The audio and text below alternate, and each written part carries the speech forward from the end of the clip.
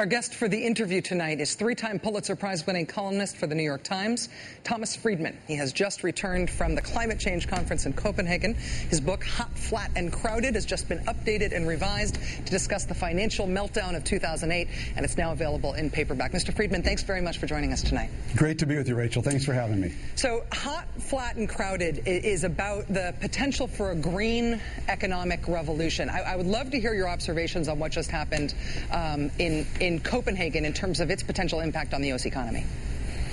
Well, I heard in the lead-up that President Obama called it an unprecedented breakthrough. I think it was more of an unprecedented breakdown. And that's sad in a way, Rachel. This process goes back 17 years, this kind of UN process to try to get every country working simultaneously, each in its own way, to reduce their carbon emissions.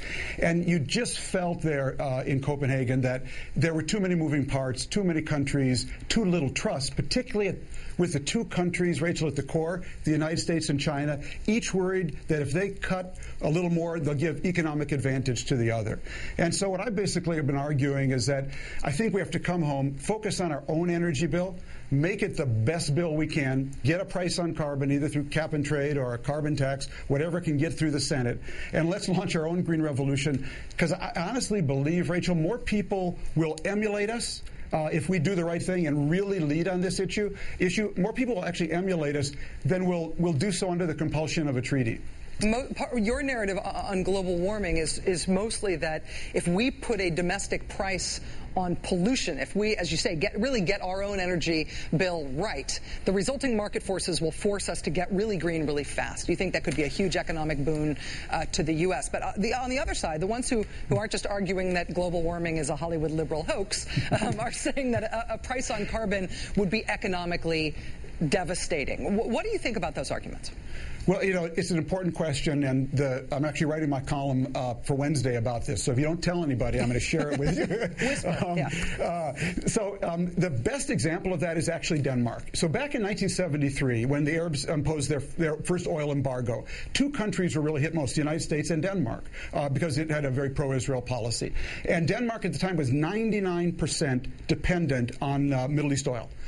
Today, they're zero dependent on Middle East oil, partly because they discovered some oil and gas. But basically what they did was they imposed a whole range of energy taxes, CO2 taxes, carbon taxes. What was the result? Well, now, more than 30 years later, Denmark has the highest energy efficiency in Europe.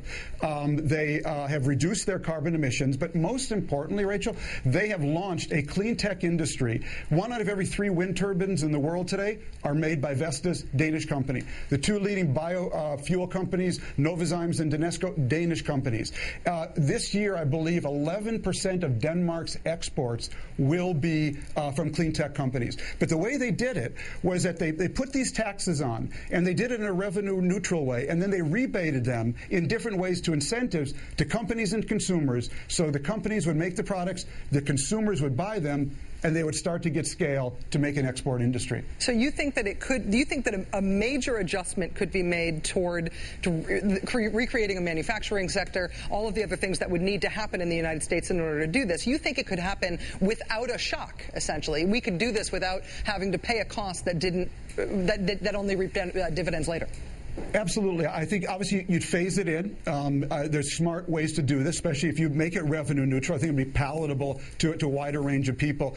Rachel, whenever I get into the kind of climate and global warming debate, I always hold up my book and it says hot, flat, and crowded. I say, oh, you don't believe in hot? No problem. Got an eraser? Let's erase hot, okay? Just in what I call a flat and crowded world. That's a world where more people can see how we live, aspire to how we live, and actually have our jobs now. And a world that's going population-wise from 6.7 billion today to 9.2 billion projected by the year 2050. Just in that world, there's going to be so many Americans, so many people consuming like us, eating like us, driving like us. Clean tech, energy efficiency has got to be the next great global industry. And the country that owns clean tech is going to have the most energy security, environmental security, innovative companies, and I think global respect. And that country has to be us. At the end of 2009, now looking back not just at the year but at the decade, a lot of international observers are saying that this decade was pretty grim for America, and not just because of 9/11, because a lot of reasons, but pretty good for countries like China, India, Brazil. Those were the countries, incidentally, that snuck around in Copenhagen and met behind President Obama's back. In thinking about not only the challenge of leadership in the new economy and in the new world that recognizes the imperative of that global warming gives us, but thinking about our leadership role in the world, what do you make of the fact that these major countries are colluding against us secretly on an issue like global warming? Well, it's scary, but it's a sign of the times, Rach. So I was staying at the Crown Plaza Hotel in Copenhagen, which is near the conference center. They had a monorail running back and forth all day. If you wanted to go into Copenhagen, it came every 10 minutes. My cell phone, I could call home, call my office, call my wife anytime, anywhere from Copenhagen. I come home, I landed in Newark Airport. Rach, it's like flying from the Jetsons to the Flintstones.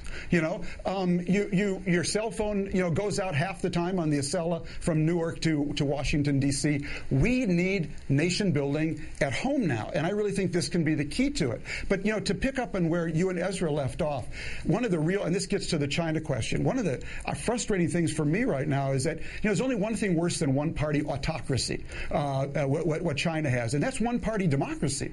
And that's what we've got here in America today. We've got one party playing and one party isn't at all. And so when you have one-party autocracy, well, you can order optimal solutions from the top down. But when you have one-party democracy and you have to get all 60 votes, as you were talking about, from one party, well, votes 1 through 50 cost you a lot. Votes 50 to 59 cost you a fortune. And wow, vote 60 is called Ben Nelson, and that's a giveaway to the whole state of Nebraska, And so you basically have this in the health, bill that you were talking about.